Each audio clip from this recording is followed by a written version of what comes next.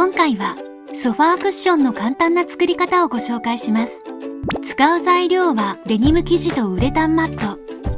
こちらの道具で DIY していきます。まず、作り直す古いクッションを測ります。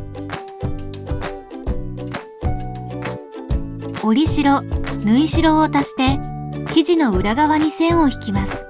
大きなパーツ1枚、側面パーツ2枚にカットしましょう。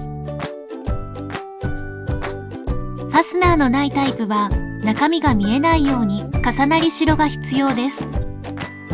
ウレタンマットは厚み分の枚数をカットして重ねます。両端の口の部分それぞれを2つ折りして待ち針で留めます。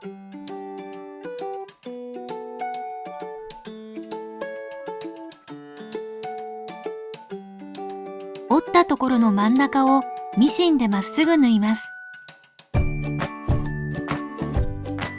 縫い始めと縫い終わりは返し縫いをしましょう。側面パーツと中表に合わせ縫う線を揃えて固定します。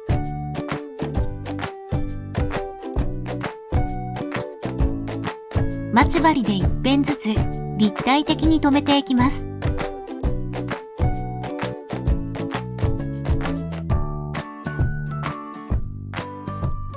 口の生地を重ねる部分は長い方を上にして重ねます。線に沿って一周縫い付けましょう。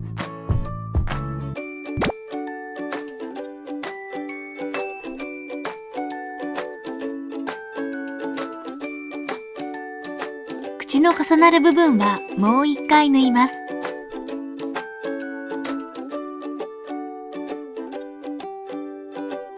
最後に生地がほつれないように端をジグザグ縫いします。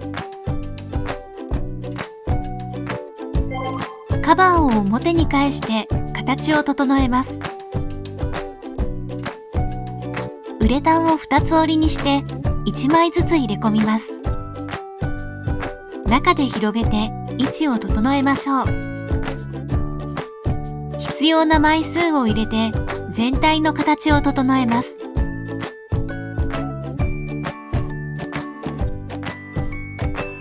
デニムをヤスリでこすると色あせたような風合いになります。削った後は水洗いしてから使用しましょう。